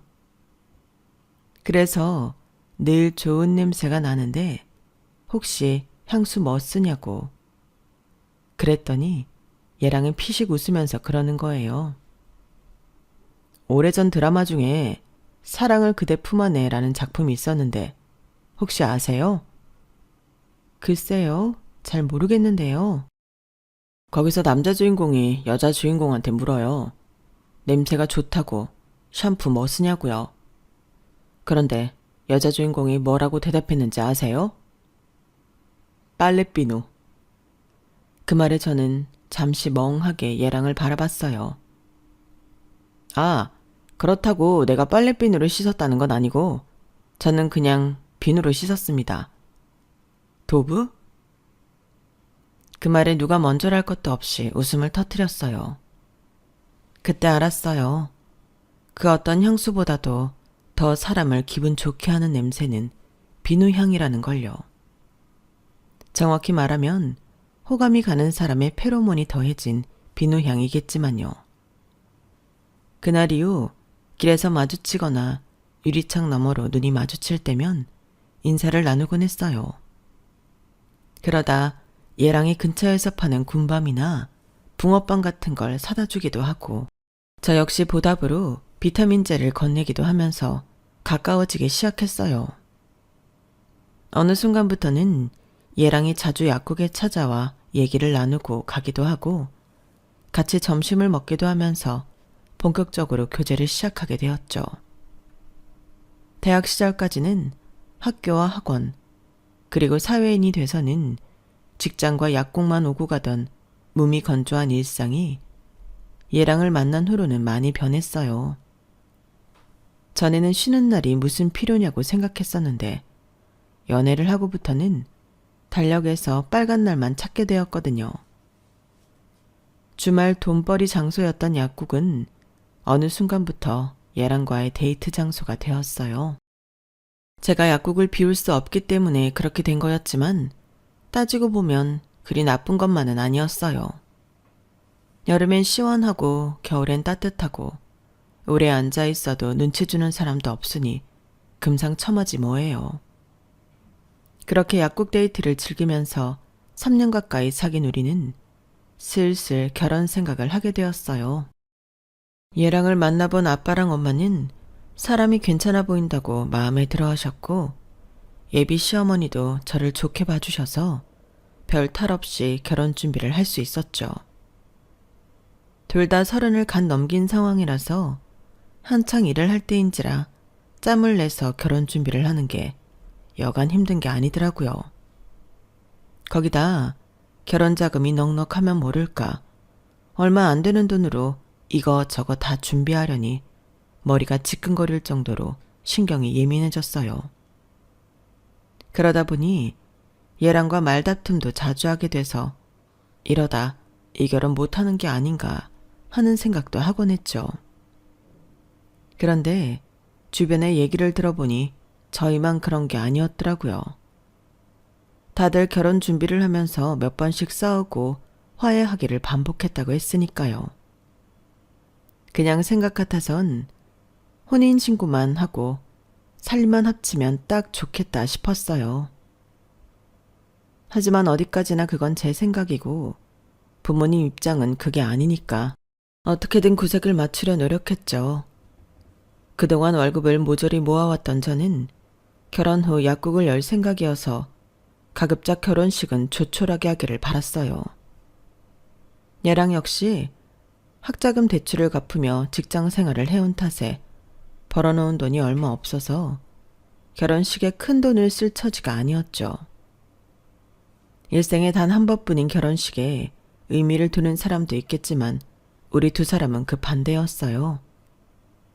차라리 결혼식에 쓸 돈을 아껴서 신혼집을 구하는 데 투자하자 라는 생각을 했거든요.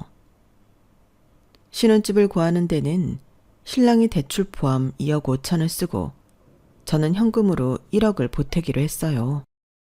제가 결혼하고 바로 귀국을 할 참이어서 약국 차릴 돈을 남겨놔야 했거든요. 그렇게 계산을 하고 보니 결혼식에 쓸 수 있는 돈은 1,000만 원 남짓이었어요. 거기엔 신혼여행비로 들어가야 하니까 완전 초절약을 해야 하는 상황이었죠. 고민 끝에 결혼식장은 학교 회관을 빌려 하기로 했어요. 동문들 중에 학교 회관에서 결혼식을 하는 사람들이 꽤 있어서 외부 웨딩 업체와 연결해 예식이 가능하다고 했거든요. 그렇게 하면 양가 50명 기준으로 500만 원 선에서 가능했어요. 학생회관 대관비는 동문 회비 형식으로 50만 원에서 수백만 원까지 자기 형편에 맞게 내면 되니까 저희로서는 딱이다 싶더라고요. 신혼여행은 가까운 동남아로 가면 3박 4일에 300만 원이면 충분하니까 1,000만 원 안에서 모든 게 가능했어요. 그런데 그 얘기를 들으신 어머님이 버럭 소리를 지르시는 거 있죠. 무슨 말도 안 되는 소리야. 그게 결혼식이니? 애들 장난이지. 구질구질하게 그게 뭐 하는 짓이냐고. 학교 회관? 세상에 7, 80년대도 아니고 누가 그런 데서 결혼을 해. 그따위로 할 거면 차라리 그만둬라. 한두 살 먹은 어린 애들도 아니고 30이 넘은 애들이 어쩜 그렇게 철딱서니가 없어. 결혼이 니들 소꿉장난하는 거니? 친지들 지인들 불러서 성대하게 치를 생각을 해야지. 남사스럽게. 암튼 그런 식으로 하는 결혼식이라면 난 이 결혼 반대다. 난 창피해서 도저히 내 자식 결혼식은 그렇게 못해. 그러니 니들도 그렇게 알아. 어머님은 주변에 청첩장 돌리기도 창피하시다며 학생회관에서 결혼식을 하는 걸 결사 반대하셨어요. 반면에 저희 아빠는 괜찮은 생각인 것 같다고 하시더라고요. 하긴 결혼식에 돈 쓸 필요 있냐? 그 돈 아껴서 집이나 좀 더 넓은 집으로 구하는 게 낫지. 결혼식 그거 지나고 보면 아무 쓸모없는 거다. 네 엄마랑 나는 결혼식 없이 혼인신고만 하고 살았지만 잘만 살고 있지 않니? 네 양반이? 그거야 우린 부를 친척도 없었으니까 그런 거고 창민이네는 상황이 다르잖아요. 사부인도 체면이 있는데 친척들 앞에서 아들 결혼식 제대로 치르고 싶은 마음도 이해해야죠. 니들 사정이 어려워서 조촐하게 하려는 마음은 알지만 그래도 어지간하면 사부인 마음도 이해해드려라. 하나뿐인 아들 장가 보냈는데 남들처럼은 해보내고 싶으셔서 그런 거 아니겠니? 정자금이 부족하면 우리가 보태줄게. 여보, 그럴 거죠? 평소라면 펄펄 뛰시며 절대 안 된다고 네 손으로 해결하라고 하실 아빠였지만 그래도 딸 결혼식이라 그런가 이번엔 아무 말씀도 안 하시더라고요. 무언의 허락인 셈이었죠. 그래서 돈이 들더라도 남들이 하는 것처럼 제대로 예식장을 찾아보기로 했어요. 아직 결혼 날짜가 정해진 것도 아니고 예식장 구하는 대로 날짜를 맞출 거라서 그나마 선택할 수 있는 여지는 많았어요. 그래서 그중 3군데를 골라 어머님께 보여드렸죠. 그랬더니 이번에도 미간을 잔뜩 찌푸리시며 그러시는 거예요. 하나같이 마음에 드는 데가 없네. 서울 시내에 예식장이 얼마나 많은데 이런 구멍가게 같은 데만 골라온 거니? 어머님, 예식장은 많지만 저희 예산에 가능한 곳은 별로 없어요. 그나마 여기도 저희 아빠가 도와주시기로 해서 가능한 거라고요. 좋은 거야 저희라고 모르겠어요. 그럴 자금이 안 되니까. 예, 넌 왜 그렇게 돈돈거리니? 사람 없어 보이게. 말이 나왔으니 말인데 결혼식 자금 더 늘리자 들면 얼마든지 늘릴 수 있는 거 아니니? 니들 신혼집 말이다. 3억 5천이나 들여서 전셋집 구할 게 아니라 월세로 들어가면 보증금 아껴서 제대로 된 결혼식 할 수 있는 거 아니냐고. 그 간단한 걸 뭘 그렇게 궁상을 떠니? 난 주변 사람들한테 궁색하게 보이기 싫다. 남편 없이 아들 하나 키우고 살았는데 보여줄 게 뭐 있겠니? 딸랑 자식 결혼식 그거 하나야. 그러니까 결혼식만큼은 제대로 해서 사람들 코 확실히 눌러주고 싶다고. 아니, 결혼식으로 지인들 코를 눌러주겠다는 생각은 왜 하는 거죠? 저로서는 도저히 이해가 안 가지만 그래도 어떻게든 어머님 마음에 드는 예식장을 찾으려고 평일 주말 할 거 없이 괜찮은 예식장이 있다고 하면 어디든 찾아갔어요. 그럴 때마다 어머님께 사진과 동영상을 보내 컨펌 아닌 컨펌을 받았는데 아무리 애를 써도 어머님은 늘 불만이셨어요. 어머님이야 사진이랑 동영상 몇 개 보고 별로다 이러시면 끝이었지만 저는요 정말 없는 시간 쪽에서 발품 파느라 죽을 맛이었다고요. 이렇게 열심히 공부를 했으면 서울대는 따놓은 당상이었겠다는 생각이 들 정도로 고3 입시생보다 더 열심히 예식장을 찾아 나섰어요. 하지만 결과는 너한테 맡겼다간 도저히 결론이 안 날 것 같으니까 결혼식장은 내가 손수 차지 마. 결국 어머님이 나서게 되었죠. 한편으로는 처음부터 어머님한테 찾아보시라고 할 걸 그랬다 싶었어요. 그랬으면 한 달 넘게 개고생은 안 했을 테니까요. 자식 결혼하는데 10원 한 장 안 보태시면서 자기 체면 때문에 무조건 성대하게 결혼식을 하라는 예비 시어머니가 도저히 이해가 안 갔어요. 아니, 체면이 밥 먹여주는 것도 아니잖아요. 그렇게 일주일 정도 지난 어느 날이었어요. 어머님이 제게 전화를 하셔서는 예식장 계약해야 하니까 돈을 보내라고 하시더라고요. 예식장을 보기도 전에 어떻게 돈부터 보내드리냐고 했더니 장소랑 음식, 꽃장식 등 세세한 건 문자로 보내주시겠다고 했어요. 잠시 뒤 받아본 문자와 사진에 따르면 장소는 5성급 땡땡 호텔이고 식사는 스테이크를 포함한 코스 요리, 꽃은 생화로 버진로드, 테이블, 신부 대기실 등 입이 떡 벌어질 정도로 꾸며져 있었어요. 조명과 스모그로 무대 연출까지 해주고 오케스트라와 현악 연주까지 해준다더군요. 그 밖에도 여러 가지 내용이 있었는데 가장 놀라운 건 가격이었어요. 이 모든 게 1,200만 원이더라고요. 결혼을 준비하면서 예식장을 돌아본 분들은 아시겠지만 일반 웨딩홀에서 하는 결혼도 기본이 2, 3천은 나와요. 하물며 5성급 호텔에서 이런저런 옵션까지 끼고 하는데 1,200만 원이면 완전 거저인 거죠. 도대체 이게 어떻게 가능한지 모르겠더라고요. 그래서 어머님께 전화에 혹시 사기가 아니냐고 물었더니 원래 예약했던 사람이 갑자기 취소를 해서 급하게 예약을 해준다는구나. 덕분에 할인을 엄청 받았어. 대신 오늘까지 현금으로 보내줘야 한다니까 네가 이 계좌로 돈 보내라. 지금 바로 보내야 돼. 안 그럼 놓친다고. 어머님, 그래도 어떻게 제 눈으로 확인도 않고 돈부터 보내요. 그것도 1,200씩이나. 그냥 제가 나중에 가서 보고 그때 계약할게요. 너 정말? 네가 눈으로 보고 말고가 어딨어? 내 마음에 드는 대로 하겠다며. 기껏 지인들 데리고 여기까지 왔는데 너 정말 날 이렇게 물먹일 거니? 사람들 앞이라 긴 말 못하니까 좋은 말 할 때 내 말 들어라. 나중에 문제 생기면 내가 다 물어줄 테니까 잔말 말고 일단 돈이나 붙이라고.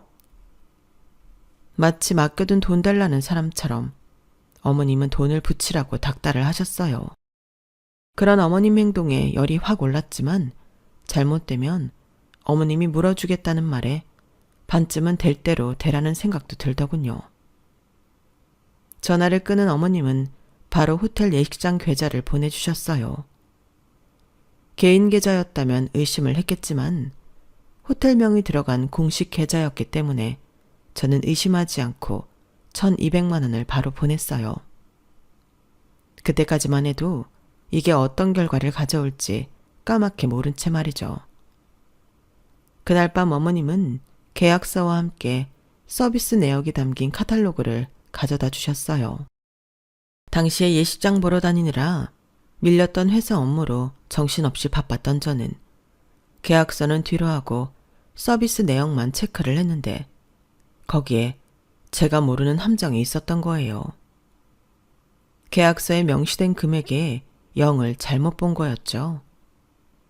그걸 모른 채 예식장 계약도 끝났겠다 생각해두었던 업체에 청첩장을 의뢰했어요.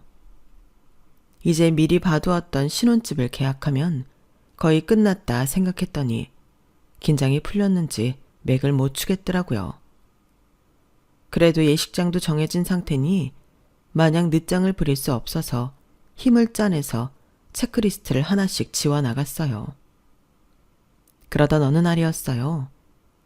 저처럼 결혼식 준비를 하고 있던 친구가 제가 예약한 호텔 예식장에 대해 묻더라고요. 정말 그 가격에 예약을 했냐고요. 그러면서 혹시 1200만 원은 계약금 아니냐고 하길래 총 금액이 그렇다고 말해줬어요. 제가 어머님과 통화하면서 몇 번이나 확인한 거였고 계약서에도 그렇게 명시돼 있었으니까요. 이상하네? 내가 거기 알아봤을 땐 1억이 훌쩍 넘었는데? 상미야, 혹시 계약서 있으면 나 좀 보여줄 수 있니? 계약 내용 확인 때문에 계약서를 사진으로 찍어서 폰에 저장해 두었던 저는 친구한테 계약서를 보여주었어요. 그랬더니 얘 여기 봐봐. 1억 2천으로 돼 있잖아. 그럼 그렇지. 땡땡 호텔에서 어떻게 1200만 원에 결혼을 하니? 너 그건 계약금이었던 거야. 한번 보라고. 그 말에 머리카락이 쭈뼛 서는 기분이었어요. 그래서 계약서에 명시된 금액을 봤더니 맙소사. 정말 1억 2천만 원이었더라고요. 친구 말대로 1200만 원은 계약금이었어요. 상미야, 너 정말 1200만 원인 줄 알고 계약한 거야? 결혼식까지 2달도 안 남아서 계약금 한 푼도 안 될 텐데? 너 어쩌니? 그 말에 떨리는 손으로 땡땡 호텔 예식장에 전화를 했어요. 그리곤 계약을 취소하고 싶다고 말했죠. 그랬더니 취소는 가능하지만 날짜가 촉박해서 계약금 환불은 안 된다고 하더군요. 순간 눈앞이 캄캄했어요. 120만 원도 아니고 1200만 원을 날리게 되다니 어이가 없어서 목이 콱 막히는 것 같더라고요. 그 돈이면 내 몇 달치 월급인데 그간 쉬는 날까지 알바를 뛰며 악착같이 벌어서 모은 돈인데 머릿속에선 이런 생각들만 떠올랐어요. 아무리 통사정을 해도 정책상 안 된다는 말만 거듭하길래 일단 조금 더 생각해보고 다시 연락드리겠다고 말하곤 전화를 끊었어요.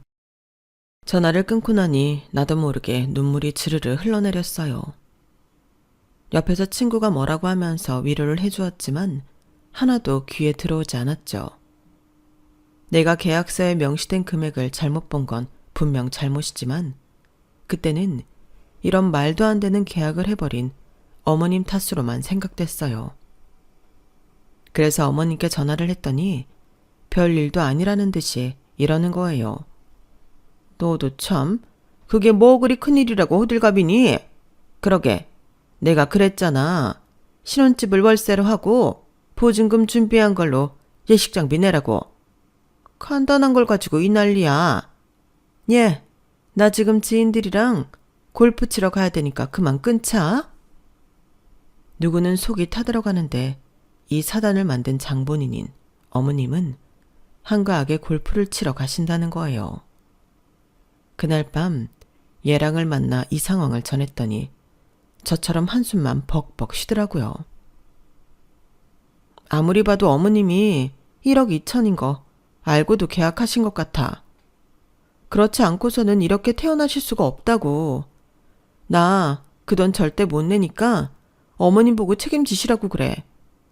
어머님이 잘못되면 당신이 돈 내시겠다고 했으니까. 상미야, 아무리 그래도 그렇지 그 돈을 어떻게 엄마가 내. 아, 몰라. 어머님이 저지른 일인데 그럼 어쩌라고. 계약금도 환불 안 된대. 피 같은 내 돈 어떡할 거냐고. 야, 따지고 보면 너도 잘못한 거 아니냐? 엄마가 너한테 계약서 보내줬다며. 그럼 너도 금액 확인했을 거 아니야. 근데 그게 왜 전부 우리 엄마 탓이라는 거야? 괜히 일 잘못되니까 남 탓하는 거냐? 너 그렇게 안 봤는데 정말 실망이다. 뭐? 남 탓? 어머님이 계약서를 가져오신 건 계약금 보내고 난 다음이었어. 일 다 저지른 뒤에 나한테 가져다 주신 거라고. 자기, 어쩜 이런 상황에 자기 엄마만 싸고 도냐? 내가 그동안 누구 때문에 그 개고생을 하고 땡볕에 예식장을 돌아다녔는데 자기 엄마만 아니었으면 그런 고생도 안 했고 피 같은 내 돈 1200만 원도 안 날렸다고. 감정이 격해져서 저도 얘랑도 서로한테 상처가 되는 말만 골라서 해댔고 결국 파혼을 하게 되었어요. 그런데 얼마 뒤 어머님이 제게 연락하셔선 어이없게도 파혼에 따른 정신적 위자료를 내놓으라고 하는 거예요. 내가 너 때문에 주변에서 얼마나 놀림감이 됐는지 아니? 내가 지금까지 살면서 이런 창피는 당해본 적이 없다. 네가 내 체면 다 깎아먹었으니 거기에 대한 위자료 물어내. 네? 아니 무슨 그런 말도 안 되는 소리를 하세요. 어머님 체면이요? 그게 뭐가 중요한데요. 그렇게 따지면 저야말로 어머님한테 위자료를 받아야 돼요. 그동안 어머님 때문에 제가 업무도 제대로 못 보고 땡볕에 뛰어다니느라 더위를 몇 번 먹었는지 아세요? 예식장 서치하느라 시간은 또 얼마나 썼고요. 제 시급으로만 따져도 그게 얼만지 아세요? 그리고 예식장 계약금 왜 안 주세요? 어머님이 분명히 그러셨잖아요. 잘못되면 어머님이 물어주시겠다고. 어머머, 얘가 사람 잡네? 내가 언제 그랬니? 증거 있어? 증거 있냐고. 어머님은 자기는 그런 말을 한 적이 없다면서 거기다 분명히 통화하면서 예식장 예약하는데 필요한 예약금이라는 말까지 했다고 거짓말을 했어요. 아, 그러세요? 그럼 이번 일은 법정에서 따져야겠네요. 그런데 그거 아세요? 제가 업무 관계된 전화를 하도 받아서 습관적으로 모든 통화를 녹음하는 버릇이 있거든요. 어머님이랑 그날 했던 통화도 제가 다 녹음해 뒀어요. 그거 법정에서 틀어도 되는 거죠? 그러자 어머님은 당황했는지 한동안 말이 없다가 그제서야 제게 미안하다고 싹싹 빌었어요. 그러면서도 자기한테는 그 돈을 갚아줄 능력이 안 된다며 자기 아들한테 받으라고 하는 거 있죠. 알고 보니까 어머님이 살고 계신 집도 월세인데다 타고 다니는 차도 리스 차량이더라고요. 한겨울에 입고 있던 모피코트도 렌트 제품이었고 평소 입고 다니던 옷이며 장신구도 죄다 단기 렌트였어요. 한마디로 자신 몸 하나 빼고는 전부 임대였던 거죠. 돈 있는 지인들 앞에서 자존심 세우려고 그렇게 꾸미고 치장하고 다닌다는 말에 한숨이 절로 났어요. 그러면서 한편으론 이렇게라도 이 결혼이 깨져서 다행이란 생각까지 들더라고요. 모르고 결혼했으면 평생 이런 사람을 시어머니로 모시고 살아야 했던 거잖아요. 살면서 문제는 한둘이겠어요. 그걸 생각하니 간담이 선을 하더라고요. 결국 얘랑이 예식장 예약금을 모두 변상하기로 하면서 이 문제는 모두 정리를 하게 되었어요. 그런데 저희 아빠가 그렇게는 안 된다며 예랑과 예비 시어머니를 가게로 부르신 거예요. 아빠 성격에 설마 이자라도 받아내려고 그러나 걱정이 됐는데 아빠가 예랑을 마주보며 그러시는 거예요. 창민아, 비록 너랑 내 인연이 여기서 끝나긴 했지만 그래도 어른 입장에서 너한테 그 돈을 다 갚게는 못하겠다. 우리 상미랑은 결혼까지 못 갔지만 그래도 언젠가 너도 가정을 이루고 살아야 하지 않니? 그런 애가 월세 보증금까지 빼서 네가 한 일도 아닌데 그 돈을 갚는다는 건 이치에 맞지 않아. 자고로 그 돈은 잘못을 저지른 사람이 갚는 게 합당하니까. 자식이 부모의 잘못을 떠안고 살 필요는 없다. 그건 자식 될 도리가 아니야. 넌 너한테 주어진 책임만 지면서 네 인생을 살아. 부모 잘못은 부모가 감당하고 살면 되는 거니까. 그러니 그 돈은 창민이 어머님이 갚으십시오. 당장 돈이 없다고 하시니 대신 몸으로 때우셔야겠습니다. 그 말에 저도 엄마도 눈이 번쩍 뜨였어요. 몸으로 갚으라는 말이 도대체 무슨 의미일까 생각하면서요. 내일부터 우리 가게에 나오세요. 홀 서빙하면서 땀 흘려 번 돈으로 갚으란 말입니다. 부모가 돼서는 자식한테 모든 걸 떠넘기고 모른 척해도 되는 겁니까? 따지고 보면 이 사단은 다 창민이 어머니 때문에 벌어진 일인데 말입니다. 그러니 스스로 책임지세요. 그게 어른의 자세입니다. 그러자 어머님은 콧방귀를 끼며 그러시더군요. 사람을 어떻게 보고. 이보세요. 난요, 이날이 때까지 자존심 하나로 살아온 사람입니다. 어떻게 체면 떨어지게 이런 식당에서 일을 합니까? 홀서빙? 어림도 없어요. 그런 꼴을 누가 보기라도 하면 어쩌라고. 허위가 없어서 정말. 아, 그게 문제입니까? 그럼 오히려 잘 됐네요. 아빠는 주방으로 들어가더니 고무장갑을 들고 나오셨어요. 그리고는 남한테 얼굴 팔리는 게 창피한 거라면 이거 끼고 주방에 들어가 설거지 하세요. 쇳불도 당김에 빼랬다고 오늘 온 김에 지금부터 일 시작하면 되겠네요. 뭐 합니까? 당장 안 일어나고. 아빠는 당장 고무장갑 끼고 일 시작하지 않으면 법적으로 대응하겠다고 으름장을 놓았고, 그 기세에 밀린 어머님은 울상이 돼서는 고무장갑을 낀 채 주방으로 들어가셨어요. 그리고 3개월이 지난 지금까지도 여전히 저희 아빠 가게에서 일을 하고 계신답니다. 저는 얘랑 집 근처에 있던 약국 알바를 그만두고 지금은 주말에 남들처럼 쉬고 있어요. 돈을 모으는 것도 좋지만 열심히 일한 만큼 쉴 때는 쉬면서 내 인생에 보상을 주는 것도 중요하다는 걸 깨달았거든요. 1200만 원을 날릴 뻔했을 때 차라리 그 돈으로 여행이라도 한번 가볼 걸 하고 후회했던 게 지금의 이런 변화를 가져온 것 같아요. 결혼식 문턱에서 돌아선 결혼이지만 앞으로 살아갈 제 인생을 생각하면 값진 경험이 되었던 것 같아요. 하지만 이런 경험은 2번 다시 하고 싶지는 않네요. 지금까지 제 사연을 들어주셔서 감사합니다. 들어주신 분들의 앞길도 항상 여유롭고 건강하시기를 바랍니다. 여러분, 사연 댓글에 응원과 현명한 조언 부탁드려요. 좋아요와 구독은 저에게 큰 힘이 됩니다. 오늘도 좋은 일 가득하세요.